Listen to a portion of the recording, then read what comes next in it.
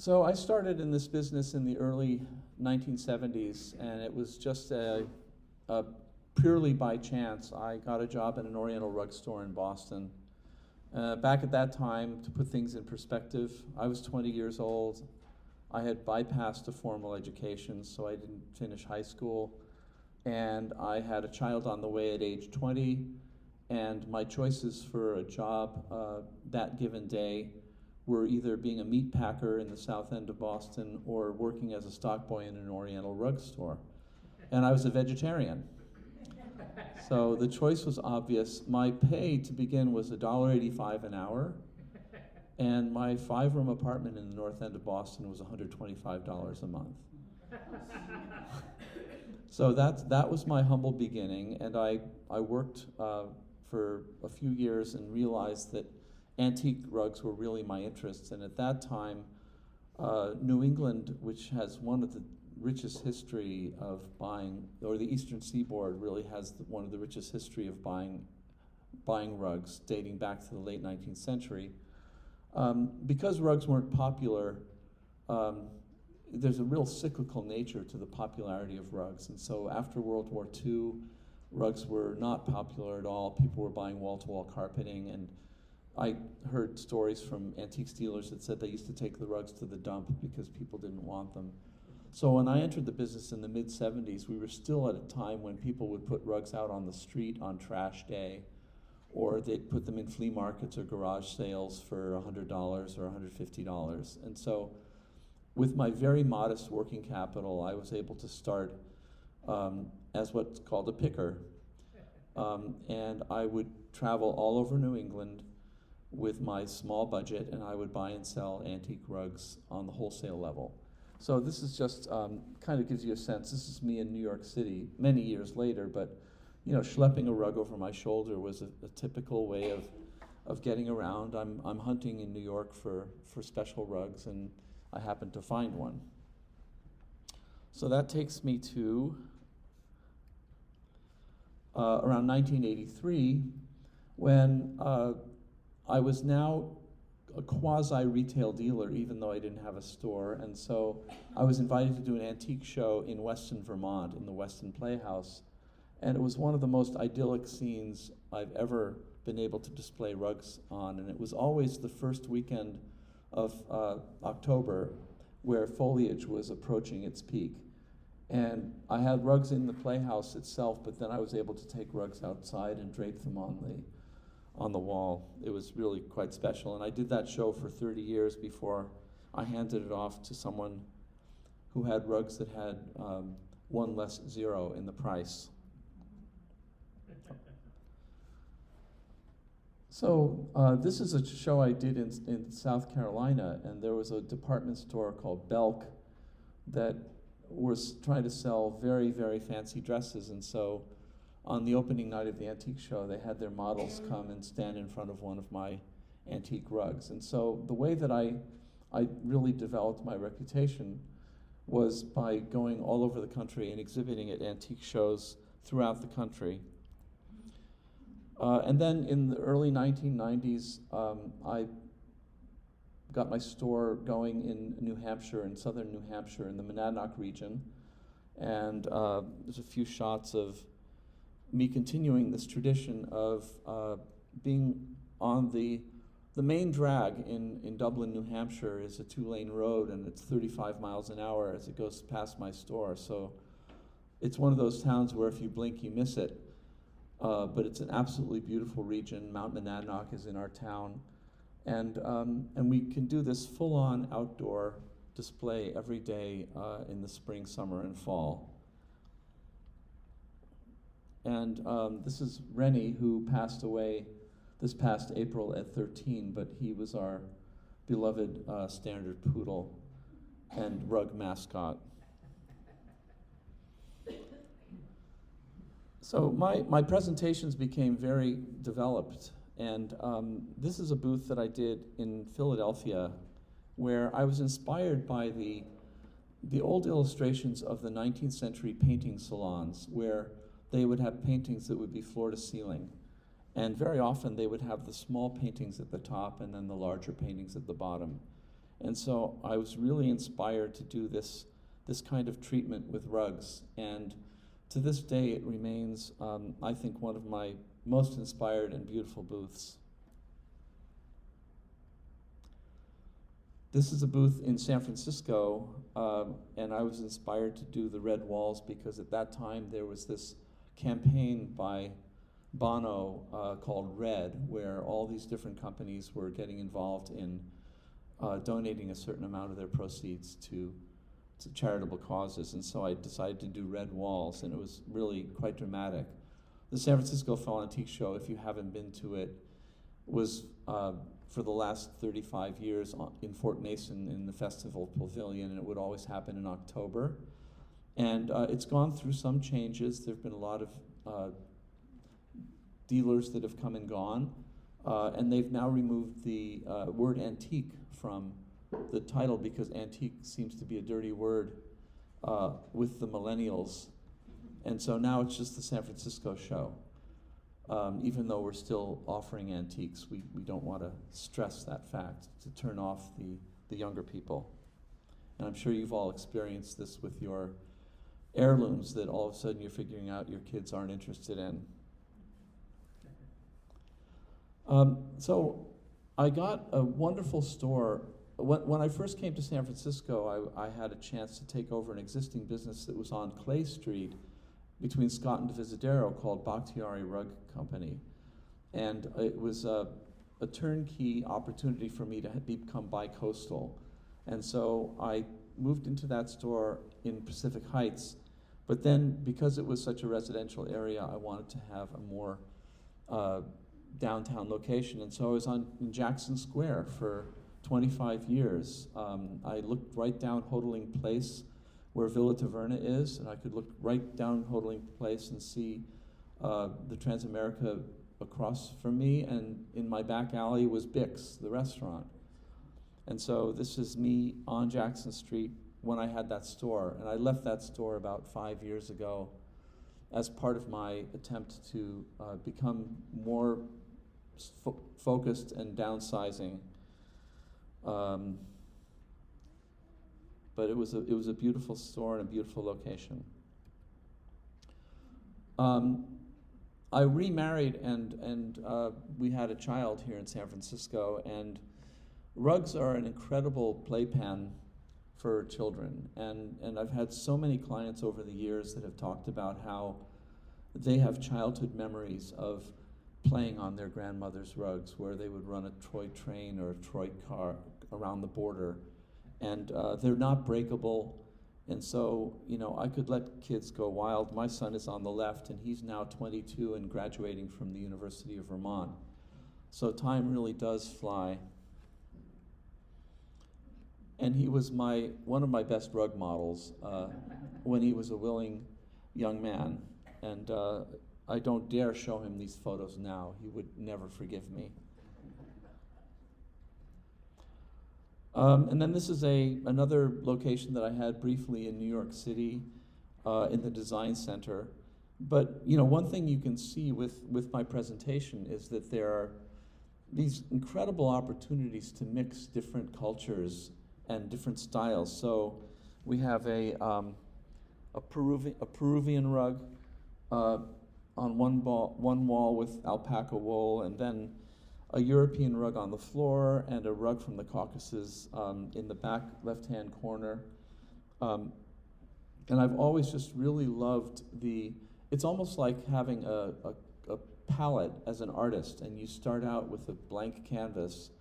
And I always went to these shows, and I figured out I've done 500 booths in my career, because I was up to 17 shows a year all over the country: Houston, Philadelphia, Charleston, South Carolina, Naples, Florida, New York City at the Winter Antique Show.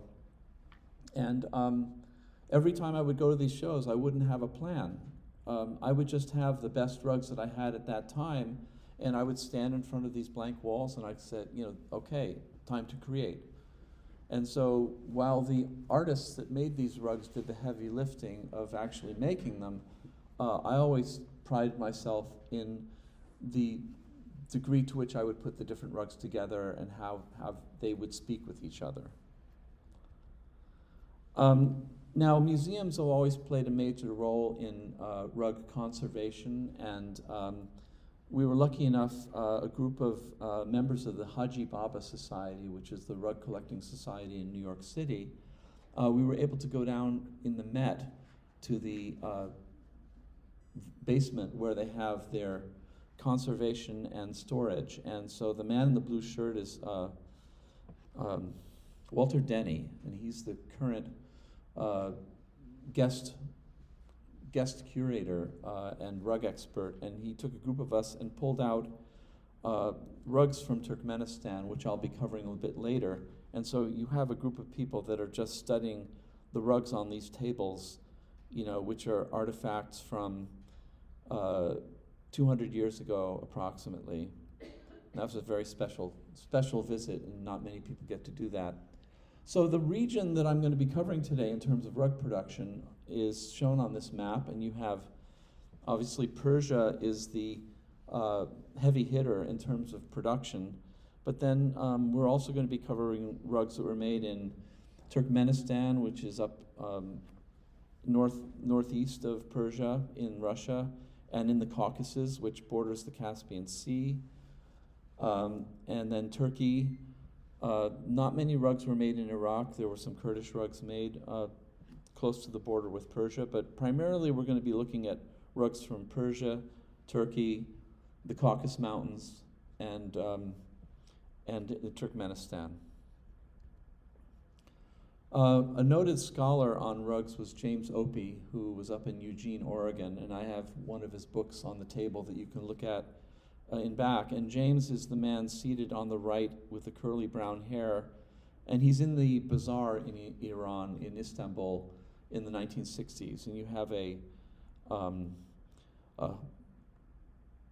height-challenged person on the floor who's spinning wool. You can see the wool wrapped around his toe, so he's doing some spinning.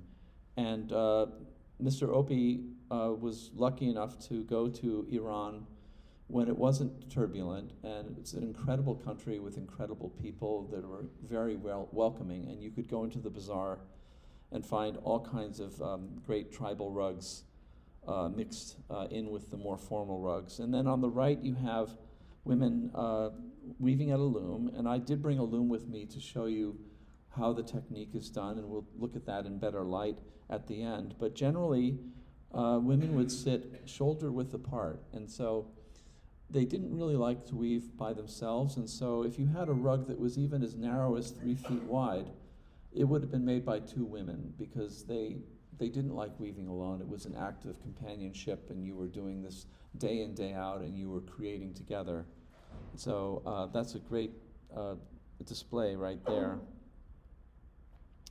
Rugs are knotted, and so what that basically means is that when I show the loom later, you're going to see warp threads, which are basically like piano strings, and that's the warp. And then the weft is the horizontal.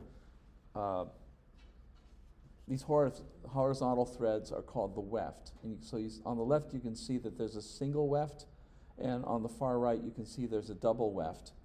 And so the way these rugs are made is that they're tying knots around the warp threads and pulling them tight, and they'll do a whole row of knots horizontally, and then they'll run the weft back and pound it down, and then they'll do another row of knots. And so it's a very painstaking process to make these rugs, and the knots per square inch can range up into the thousands in terms of knots per square inch, which means an individual carpet can have 15 or 20 million knots. I once had a carpet that I figured out had 17 million knots, and probably it took 7 women about 2 years to make. You can even estimate sort of how long it takes to make the rug with some mathematical calculations. So the asymmetrical knot, it's called asymmetrical because you can see it's going around the warps, and the 2 tufts of wool are coming up off to the side, where the symmetrical knot, you can see that it's being tied around the warps and the 2 strands are coming up through the middle. And this is important to rug scholars who are identifying rugs, because certain tribes would use one knot or the other. And so when we're trying to figure out what a rug is, one of the ways we analyze it is by the number of wefts and whether it has the asymmetrical or symmetrical knot. In the old days, they used to call them the Persian knot and the Turkish knot, but we prefer the more technical term now. So jumping back to the 15th century again, the very oldest depictions of rugs were found in European Old Master paintings. And you would see them draped on tables, or you would see them at the foot of the Madonna and Child. And they were not, you didn't see people milling around and standing on them. They were sacred objects. But there were thousands of rugs that were being woven in Turkish villages, and through the Silk Route, they were finding their way up into Eastern Europe.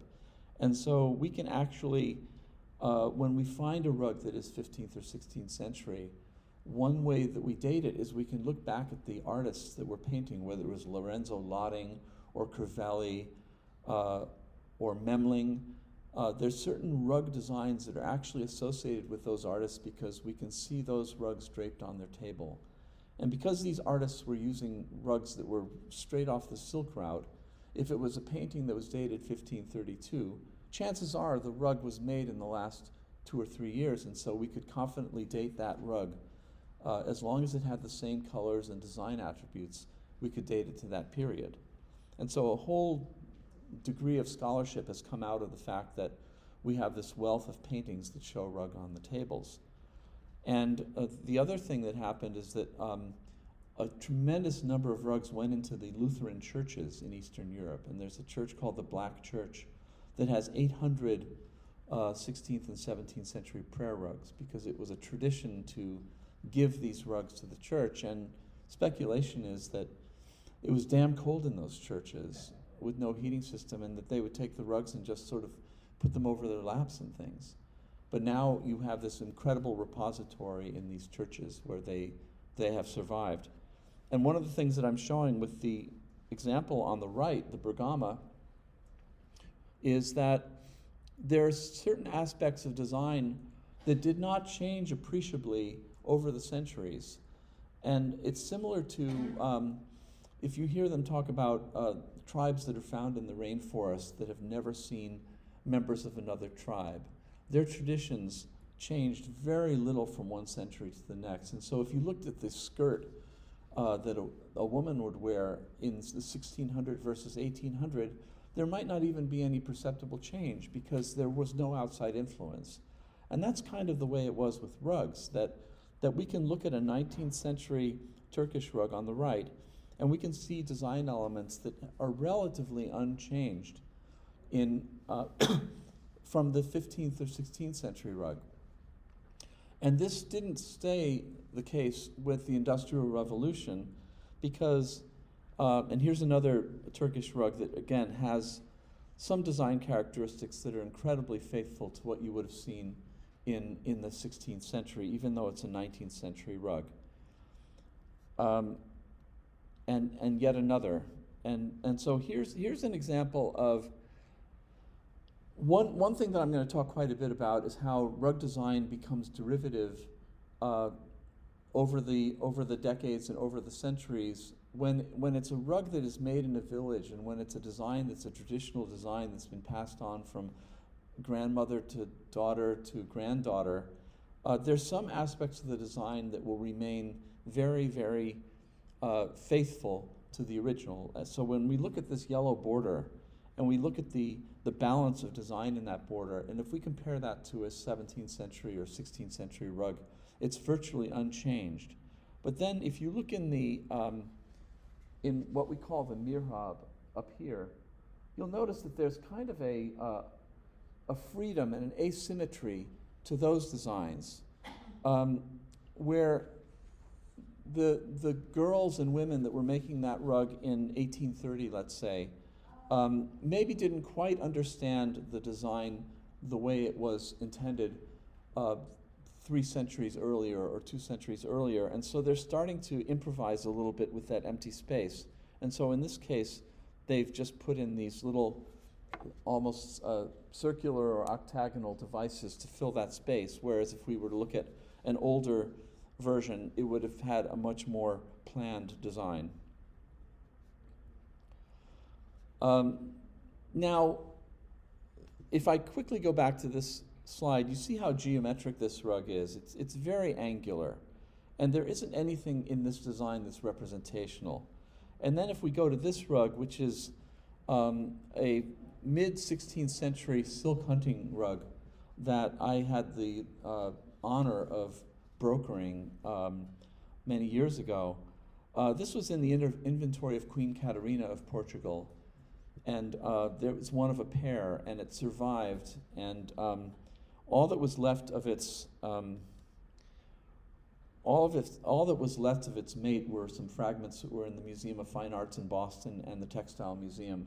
But this descended in the Rothschild family and ended up being available, and I was able to broker it to my best client, who had a foundation that spent $50 million a year on art and antiques in New England, and then loaned them and gave them to museums throughout the country. And so, but if you look at this, you can see the degree of representational design here. You can see individual animals, and there's curving lines. And the only way that you can get this kind of detail is if you have a high number of knots per square inch. It's similar to pixels on a computer.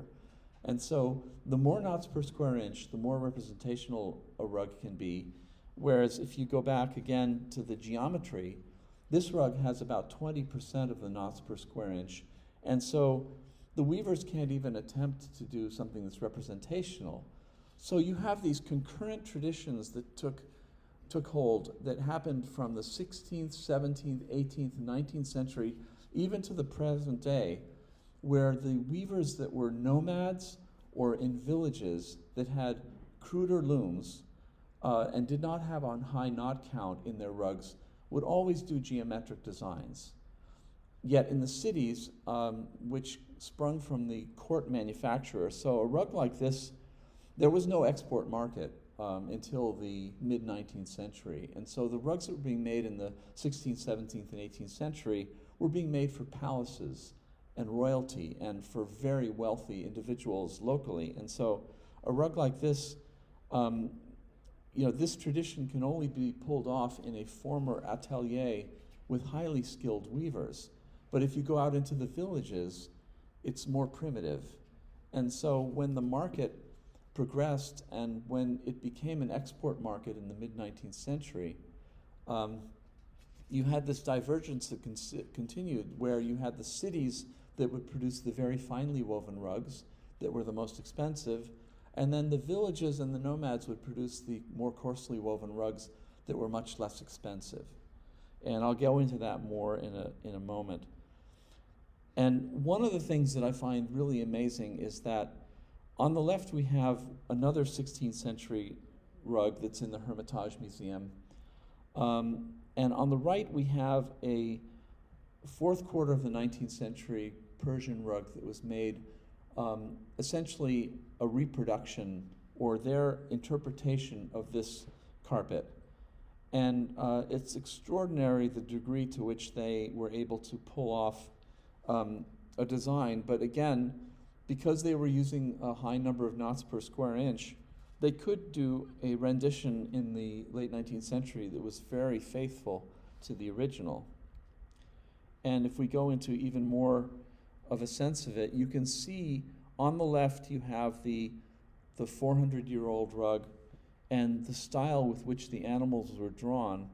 And you can start to see how the animals on the right are a little bit more crude. And this is a case of just the 19th century weavers not having the expertise to create animals that were as realistic and as representational as on the left. And so even if you look at the birds and the way the birds are in the green are kind of flowing and beautifully articulated, and then if you look at the birds in the red corners on the right, they're starting to become a little bit more caricatured, a little bit more cartoon-like. And so that's basically what happens when this tradition is attempted to be revived, but there's certain aspects that just will never be carried through to the greatest detail. This is the last classical carpet that we're going to talk about, and this is a carpet that I was involved in setting the world record on at auction. There was a senator from Wyoming, Senator Clark, who lived in Manhattan, and he had a mansion on Fifth Avenue in Manhattan, and he bought a great number of these classical carpets from the 16th century that ended up in the Corcoran Museum in Washington. And when the Corcoran Museum found itself $250 million in debt, they auctioned off their collection, and ultimately they were absorbed by the National Gallery in Washington. But this carpet was an iconic rug that had been published in the 1930s in one of the most important books by Persian scholar Arthur Upham Pope. It was widely recognized as the best of its type, and it was estimated $5 to $7 million. And because I had tried to buy a rug for my client that had this foundation, I tried to buy a rug in London for $3 million, and it shot past and went for $9 million.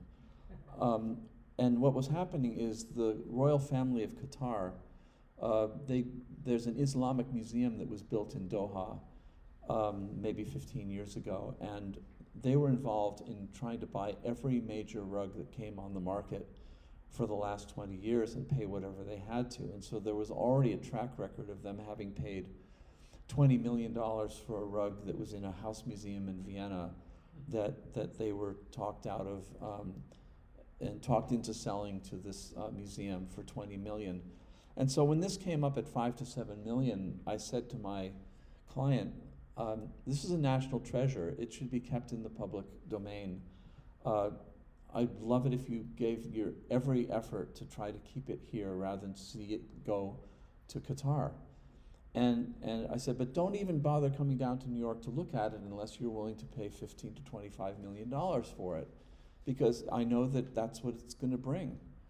And he came down to New York, and bless his soul, he's passed away now, but he had a mischievous streak, and I think part of him knew that it wouldn't matter what bid he gave me, that we would be outbid. And so he gave me a bid of $29 million. And I sat in the front row and I bid this thing up, and after 15 million, all of the other participants dropped out, and it was just me and the telephone, and I knew it was the royal family. And it was going back and forth, and I was really getting annoyed because every time it went to the telephone, they would try to cut the bid by $500,000. And so I'd be bid 15 million and they'd say 15.5, and it became very laborious. Finally, the auctioneer, when we got to 20 million, started doing it in $1 million increments, and it got up to 27 million, and they were asking me for 28 was the next increment. And I said to myself, I'll be damned if I'm going to let them get it for my bid of 29. And so I jumped the bid to 29 million from 27, forcing them to bid 30 million. And then they had to pay the $3 million buyer's premium.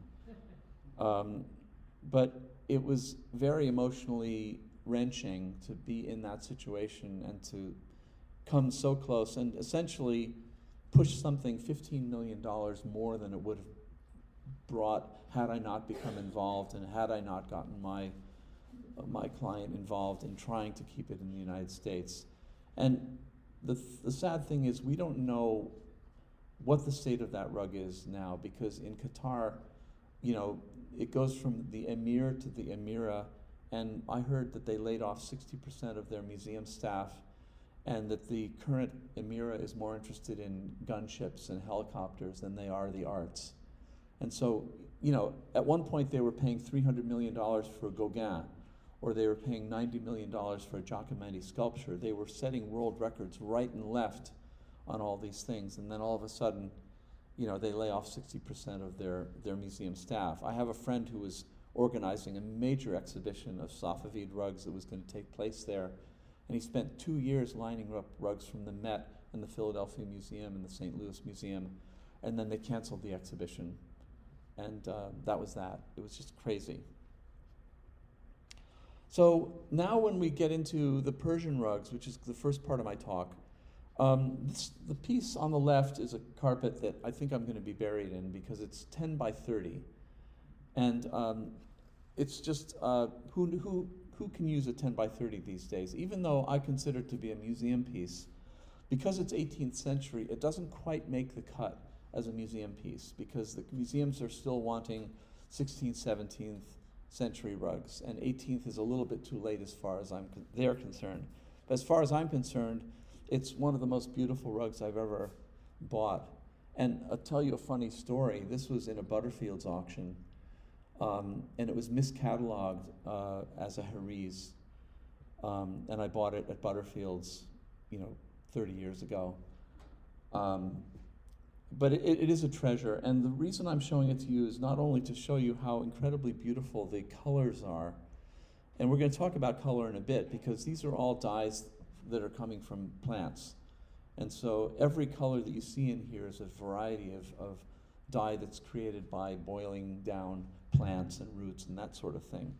And then this little inset on the bottom right is a late 19th century Persian rug where they drew their inspiration for that design from a rug like this. And so the point I want to make here is that when the Renaissance took place of weaving in Persia in 1850, and the reason there was a Renaissance is because with the Industrial Revolution and with the improvements in travel, people started to go to the Orient. An Oriental rug is not a politically incorrect term, because it's not referring to Chinese and Japanese rugs, it's referring to rugs that are from the Orient Express. And so people would make the grand tour and they would fall in love with rugs. And so you had the academic paintings that were doing Orientalist paintings. And William Randolph Hearst was doing Hearst Castle. And Frederick Church, the artist, was doing Oleana on the Hudson River. And they were filling their houses with these extraordinary rugs. And so with this birth of the possibility of commerce, they started weaving rugs in Persia for export, and the natural thing to do was to look back at the classical rugs for their design inspiration. So this particular rug is a rug that was made in northwest Persia, same region where that garden carpet was woven, but they did they almost took like a little inset. If we go back one slide, you can see how dense this garden design is. Okay, but what they did was they just took a little snippet of that and they created a design to go in a smaller rug, and they enlarged it. So they kind of blew it up into a larger scale. And you see this time and time again with the beginning of the Renaissance. And one of the reasons that I focus on rugs from the 19th century is because for the first 50 years of this Renaissance, they were doing designs that were really quite pure and faithful to their predecessors. But then when you get into the early 20th century, the Western influence takes hold, and you have rugs that start to have more of a Victorian look. And I'll show that to you in a bit. So here's another carpet that was probably woven around 2000, around 1910. And I actually just sold this for the President's House at Penn University. They were doing a big renovation, and this is in the living room of the President's House, and it looks fabulous. I might be able to show you a photograph of it in situ after the lecture if we have time. But again, here you have the trees, so they've taken isolated bits of this garden carpet and put them inside of squares. And so, and this grid is based on a Persian garden carpet from the 16th century that is in the Met. That in the Persian gardens, they have these channels of water. And so the gardens are made in these kind of a geometric layout so all these lines that you see are channels of water that are irrigating their garden, because they lived in extremely arid climate and water was incredibly scarce. And so you'd go to these Persian towns that looked like you were in the middle of the desert, and then you go inside the walls of a compound, and it was all lush because they had gotten enough water to grow what they needed to grow there. This is another rug that is absolutely one of my favorite of all time, and this is a rug that was woven at the very beginning of the Renaissance again, and it just has the most outstanding color, and even as sophisticated as the rug is, if you look at the vinery on the field, and you notice how it has sort of an angular quality to it, and this is because, again, even though they're attempting a very sophisticated rug, the women are sitting at that loom were constrained and couldn't do actual swirling, curving lines. They didn't have it in their history of making things that were that representational, even though they had the knots per square inch where they could have pulled it off. And so there's this funny angularity. And the other thing that you can see in this is you notice how the center of the medallion is off-center. It's a little bit higher than the middle of the medallion. This is a classic case of the fact that they were weaving, even a rug this sophisticated, they were weaving without a cartoon. And because they were rolling the rug up at the bottom as they were making it, they didn't have a real reference point for what the middle was. And so they got to what they thought was the middle, which is here, and they realized that they had actually gone beyond middle, and so they had to truncate their design for the second half of the medallion. Look how elongated this is compared to here. And so they're having to do things on the fly like this, and it's just incredible that they had the ability to do that. And that's where the charm comes in when we look at rugs today. I can look at a rug with a client and I can point out all these idiosyncrasies and all these human elements of the rug that just make them that much more endearing.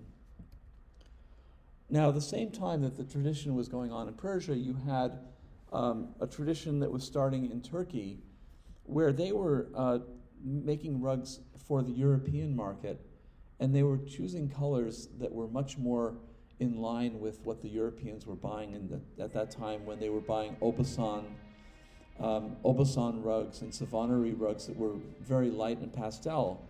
So you can see the nature of this design is still fundamentally a Persian design, but they've done it in all pastel colors. And that's geared to the European market. And that's an indication of the very beginning of this trend where Western influence is starting to affect color and it's starting to affect design. These rugs have become incredibly popular with interior designers in the last quarter century from 1970 on, because interior decor took a turn to wanting much more light-colored, non-contrasting rugs on the floor, and so these became a very hot commodity for designers. So getting back to these Persian rugs that have this very beautiful strength and brilliance, this is another Suruk rug from the beginning of that Renaissance, and you can see the incredible reference to the classical carpets in this rug as well. Now, here's an interesting point that I want to make, is that when you there are villages in northwest Persia that started making rugs for the West, that the villagers that went to work at these workshops did not have the background of weaving finely woven rugs. And so the women would interpret a fancy design in their own mind. What would happen is the shop foreman would show them a painting of a very curvilinear design on cloth, and the women would extrapolate in their brain and turn it into something that's more geometric. And so you have the very fine swirling design and very representational on the right. And then notice how here they're emulating this rug in every way in terms of the ivory corners and the red field and the blue medallion. But can you see the angularity here in all the vines? So they're doing their interpretation within the limitations of their knots per square inch, which were about half the rug on the right. But an extremely successful version. But from a standpoint of the market, the rug on the right would have cost probably 3 times as much as the rug on the left. The funny thing that's happened, though, is that we see so much more of the woman's expression in these more primitive rugs that these rugs have actually eclipsed the finer rugs in value because they have a certain spirit to them where you can tell that these women were working and creating, and they didn't have the ability to lean on a cartoon that was painted on graph paper where they were just mindlessly, like in the cities where they were doing the really fine rugs, it was all on a cartoon and they were just rendering what was in front of them on the loom. There was no creativity on the part of the weaver. They were craftspeople. These women were artists because they were creating something from scratch. And look at the asymmetry with, again, how elongated the bottom half is in that blue section, and then how truncated it is at the top. It was classically a case, again, where they got what they thought was halfway, but they were actually 2/3 of the way. And they said, whoa, we've got to fix this on the fly, and so everything became truncated towards the end. That's so incredibly charming. And you might ask, well, how do you know which end of the rug is the beginning? It's because and I'll show you this on the loom, when you stroke a rug, it has a smooth direction and a rough direction. And that's because they're pounding the knots down and the wool is going in, it's sort of leaning over. And so you know that if it's smooth this way, that's in the direction of the bottom of the rug. And so I can run my hand over this rug and I can very quickly tell that was the beginning of the rug. Now also look at there's something that we're going to talk about which is called a brush, which if you see the shift in this light blue to this darker blue, all of these shifts in color that you see in rugs are a function of the fact that the rug took months and months to make, and because it's a natural dye, they're constantly going out and dyeing a new batch that's going to come out a slightly different shade. And so a lot of people think, oh, the rug is faded. Look at that, what a shame, it's faded.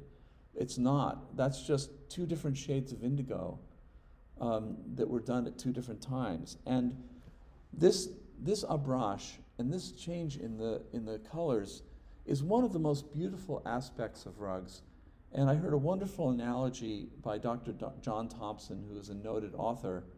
And he said, imagine listening to a classical violinist play a piece with no vibrato. How moving would a piece be if there was no vibrato? Well, the abrash is the vibrato for the eyes. And one of the things that was lost when they transitioned to synthetic dyes in the late 19th and early 20th century is you no longer had that abrash. So the majority of rugs that you probably grew up with, if you grew up with rugs, were probably synthetic dyes that didn't have these kind of variations, unless you were lucky enough to have rugs in the family that went back to the late 19th or early 20th century when they might have been purchased.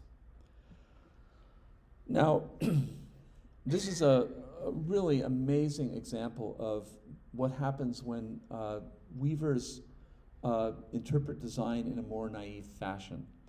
So this large rug on the left is one of the most extraordinary rugs I've ever owned. It's a mid-19th century rug from the Haris district. It's called a bakshayish.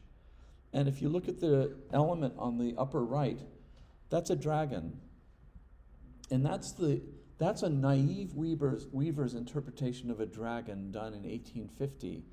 And even though they were dealing with a low number of knots per square inch and a lot of limitations in terms of doing something curvilinear, they still succeeded in having the fire come from the dragon's mouth and really give the sense of the fact that it's a dragon. Now look at the inset underneath. This is a rug I have in my living room that's from around 1910, and it's from the same region. And I was looking down at it one day, and I realized, oh my God, these things came off the medallion like they were everywhere coming off the medallion, and I always thought they were leaves. They're not leaves. Those are dragons. And you can see the spirit of that dragon is still encapsulated in that little geometric form. It's the very last vestiges of it, but you can see the eye, you can see the open mouth, and the more you look at it, you can actually see that there's a spirit.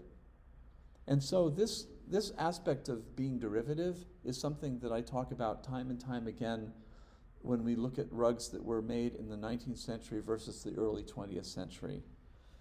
And so when rugs become more and more geometric, it's because the weavers are understanding the design less and less and less. This is another one of my favorites and by the way, I'm not a collector. I was introduced as being a collector, but I decided years at the very beginning that I would not collect in my own field because I didn't want my clients wondering what I was keeping. Was I always keeping the best and selling them the second best? And so I made it very clear that I did not collect. I have a revolving collection and it's my inventory. And I get to love these pieces for whatever amount of time they're in my hand. And if I were a collector, I would have kept this in a shot. This is a great example of the naivete, but incredible beauty that can be produced in a village when the weavers are inspired. And so these weavers were inspired by a Persian classical carpet, but because they were a village weaver, and they only had 60 knots per square inch, they had to just make their best effort at doing something that they considered a luxury item within the constraints of their naivete. And what incredible spirit.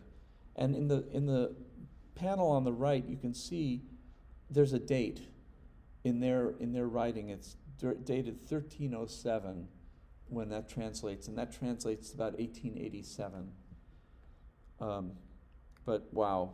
And this camel colored background, there's a whole history of rugs being sold where they would say that they were camel hair, and 99% of the rugs that were represented as being camel hair were actually wool that had been dyed with walnut husks to become a camel color.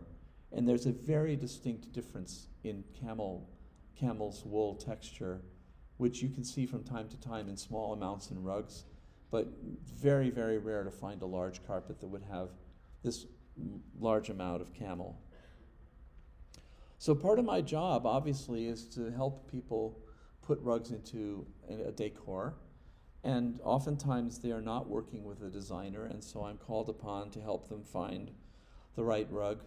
And this is just an example of the way one of these rugs from Northwest Persian that is of the more naive variety works so incredibly well with contemporary furniture. And that's not the case necessarily with the very highly representational floral rugs. And so these rugs, and I started to talk about how these had become more desirable than the fancy rugs. So the Volkswagens of their day are now the Teslas. And the Cadillacs of their day are now going begging because they speak to a much more formal way of decorating that requires formal furniture. And I'll get into that a bit more in a bit. But this is an example. If we just toggle back, and if you keep that in your mind's eye for a moment, and then if you go to this is what we call an American Saruk. And this is the rug that you're likely to have grown up with in your aunt's house or your mother's house or your grandmother's house. These were made in the 1920s and 1930s, and they're starting to have a real Victorian sense to them. And the color of the background is a deep, deep, dark burgundy color. And the taste for furnishing in the early 20th century required such a dark shade of red that they actually had to re-dye these rugs after they were made so that they would suit the American taste. So they didn't have a natural dye that would produce this deep wine color in Persia.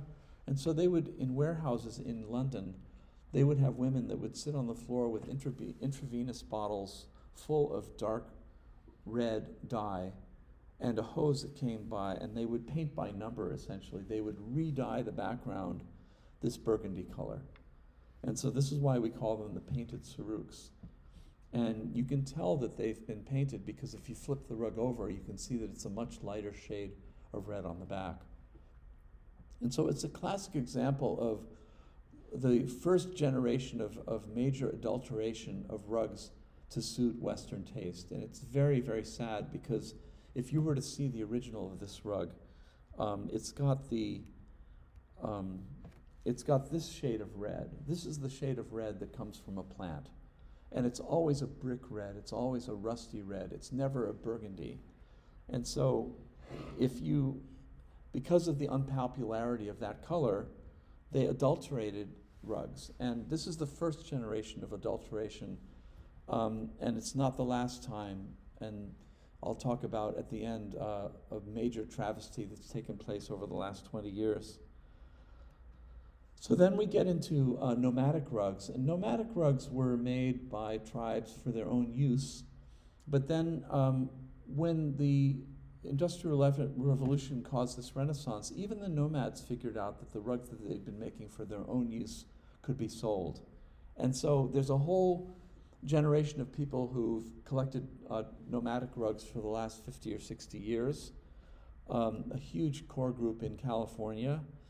But these areas in dark where it says Lurs, Bakhtiari, Lurs, Qashqai, Khamseh, Confederacy, and Afshar, each one of these tribes had their signature designs, and they fiercely held on to their own designs, almost like a coat of arms. So you saw very little deviation from one tribe to the other in terms of their design. But then as the market kicked in and they started weaving for export, you had this homogenized quality where one tribe would use another tribe's design, and you kind of lose the essence. This is a kilim, and a kilim or kilim is a rug that's done in a flat woven tapestry weave, and these were the types of rugs that the nomads would have made for their own use, and because they're very light for transport. And there's many centuries tradition of them weaving these rugs. And because they're woven on a grid with horizontal and vertical threads, they're always geometric like this. They don't have the ability to do curving lines. Even though they can be suggestive of curving lines, they're actually, if you look really carefully at this, there are no curving lines in this. And then they would love to adorn their horses and camels with things. So this is a horse cover. And so this was woven by the Shasavan tribe. And this would have gone over the back of the horse, and those two flaps would have crossed across the chest. And they were very proud of themselves when they went on migration. And they would decorate their horses and they would decorate their camels. And the women would wear their finest dresses because it was a point of pride. And so it's amazing to know that time did not have a value back then, so they would think nothing of spending months and months and months on something that was just going to go on the horse. You know, the incredible amount of workmanship to create this. This is a sampler, and it's basically a rug that was made by nomads that were starting to weave for export, and it was about a 3x4, but you could have ordered a rug from this sampler. You could have chosen the medallion, and you could have seen the field design, and you could have seen the border, and you could have said, make me a 6x9 or make me a 7x10. And these samplers have become incredibly collectible now because of their rarity and beauty in their own right. This is a rug that I recently got, and one of the things that's interesting, I've been on Instagram for a few years now. I never thought as a dinosaur that I would get into social media, but all of a sudden I have 9,000 followers. 3,000 of my followers are in Iran. And the reason I have so many Iranian followers is because the things that we have access to in this country are so much older than what they have left in that country because they were constantly exporting. And so when I show a 19th century tribal rug, they go crazy because they've never seen anything like it. The other thing that's happened because of Instagram is that I've got dealers in Pakistan that are constantly offering me things, and sometimes out of the blue something really wonderful will come, like this. This is a 1950s tribal rug called a Qashqai, and I'd say 1 out of every 300 rugs that's offered to me I end up buying. but this is one that must have found its way into Pakistan from Persia. And it was a nomadic rug, and the lion is a big symbol in Iran, and it's on their flag and everything. And so it has tremendous charm and folk art value, and is highly, highly sought after, and there's not many of them. So now we come into the Caucasus Mountains, which is this mountainous region that borders the Caspian Sea in southern Russia. And some of the most collectible rugs were made in the Caucasus. And this is a Kazakh rug, and this was made in the mid-19th century, and it was actually in an exhibition in 1980 that took place in Marin. And I've got the catalog from that exhibition, and there was a collector in Santa Rosa who collected about 200 rugs, and he recently contacted me and gave me his collection to sell for him. And so this is one of the best examples of its type, which I'll be offering this fall. But one of the things I want you to see here, clearly it's pure on geometry. There's no attempt at anything representational. And what's extraordinary about this is that it's actually a design on top of a design. So if you picture these rows of Latchuk medallions, they are, they're going underneath the center. So you can imagine that this panel here has been laid down on top of this other design. But what's happened is it's been done in such a way that this just reads as the border of the rug. And it's just an extraordinary feat that you see something of this caliber in the mid-19th century, because in the mid-19th century, the rugs that were being made in the Caucasus were for local consumption. And there wasn't any pressure to make hundreds or thousands. And so I heard a statistic once that, in the third quarter of the 19th century, 90% of the rugs that were made in the Caucasus were for local consumption. And in the last quarter of the 19th century, 90% of the rugs that were made for export. And so the minute you transition from making something for your own consumption to export, there's so many things that are going to be suffering. So these extraordinary colors, the greens, the aubergines, those all go away by the time you get to the late 19th century. Another phenomenon that we see in antique rugs is corrosion in the brown. And if you know anything about art, you know that sometimes 17th, 18th, 19th century, the brown goes away faster than the other colors. It corrodes. And the reason it goes away faster than other colors in rugs is that they used iron to dye in the dyeing process to get the color really dark. And that created a brittleness to the wool, to where the wool would just oxidize and go away. So this rug itself does not actually have significant wear per se, because if you look at the colors, all the colors are there. It's only the background that's gone away. And so when you're looking at an antique rug and evaluating an antique rug, oftentimes you can't be overly critical if the browns have worn, because it's something that's taken place naturally. Here's another very, very powerful Kazakh rug from the Caucasus. These became highly collectible, not only amongst rug collectors, but having been in New England for all my life, there were major people who had Americana collections. And it seems that Caucasian rugs seem to be much more compatible with antique American furniture and the lifestyle of the people that were collecting the antique American furniture than fancy Persian rugs were. And it stands to reason, that there's a craft element to these pieces that were made in the villages, and if somebody's buying Pennsylvania painted cupboards or something that also have a degree of naivete, that they want to have something that's compatible. And so there's always been a huge number of American furniture collectors that have always wanted these great Caucasian rugs. And again, just pointing out the fantastic colors that you get. I think we're going to have to look at the time. Okay, I'll finish up quickly. The fantastic colors that you get from natural dyes, the greens, the yellows. These are all colors that leave the vocabulary at the end of the 19th century as synthetic dyes come in. So I'll just quickly go past some more of these slides. Here I wanted to show you the difference in a design when it's rendered on a blue background as opposed to an ivory background. It takes on a completely different quality. Here's again another naive interpretation of a fancy rug, and so they're trying to do these vases, but you can see how whimsical they are as a result of their naivete.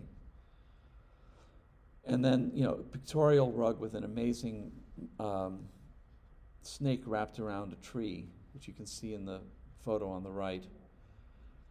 Little bits of folk art. We always love to look at these little animals that are interspersed. If you look at the detail on the right, you can see that one area where the weaver could really be improvisational would be in these little spaces where she could put in whatever she wanted. And so there's a tremendous amount of charm that we get by seeing these little animals that are selective. All right, the one thing that I cannot have you miss is my greatest Antiques Roadshow discovery, which was this osmalik, and this was woven as a wedding trapping. So this was made in Turkmenistan by the tribes, and it was made as part of the bride's dowry, and it would have hung on the camel, on the side of the camel in the wedding procession, and then it would have been put away. And this particular one was one of, I immediately recognized it when it came in. They brought a wagon in, and they had been looking for furniture for their daughter who was moving out, and they got to a couch that was on the sidewalk that was listed as free. And so they loaded the couch into the pickup truck, and they knocked on the door, and there was a young man who was cleaning out his grandfather's estate. And they said, "Are you getting rid of anything else?" And he says, "Well, help yourself to whatever's in the dumpster." And so they went into the dumpster, and there were 8 rugs in the dumpster. And so they got the rugs out of the dumpster, and they left them in a corner. And then when the Antiques Roadshow came to San Diego, they said, "Well, let's bring the rugs in." And so they brought the rugs in, and this is the very end of the appraisal that I did, which you can see. Ben really believes that it's real, that it's the real thing. Okay. And I'm still skeptical. Well, I believe that a collector would pay a retail price of between $125,000 and $150,000. You are serious? I'm Oh my serious. gosh. He was right. I can't. Yes, we can pay for college. No. Yes. Okay. Great, sell it. No. There are fewer than Okay, so now 10 known, I believe. Oh my. So then 2 days later, I got a call from her saying she wanted me to sell it for her. And she was in San Diego, and I was going to be going to New Hampshire the next day. And I said, I'll pay for your Southwest flight if you fly up to San Francisco, and I'll meet you at the airport with the consignment paperwork. And this is us outside the airport having signed the papers. And I took it back, and I sold it to my collector who has the foundation. And it actually brought $180,000, because we're supposed to be conservative on the Antiques Roadshow, and so it sold for $180,000. It's one of only 10 known in the world, and I'm sure it's been displayed at the Museum of Fine Arts at least once. And it's just an amazing story, and kind of sad for the kid that directed them to the dumpster, but he had no idea. This is an embroidery from Uzbekistan, which is also highly collectible, but we're just going to have another time. And finally, this tapestry, this is the very last thing. This was a discovery I made 2 years ago of a very rare tapestry that came to the United States in 1903, and it was exhibited at museums all throughout the United States, culminating with the Brooklyn Museum in 1931.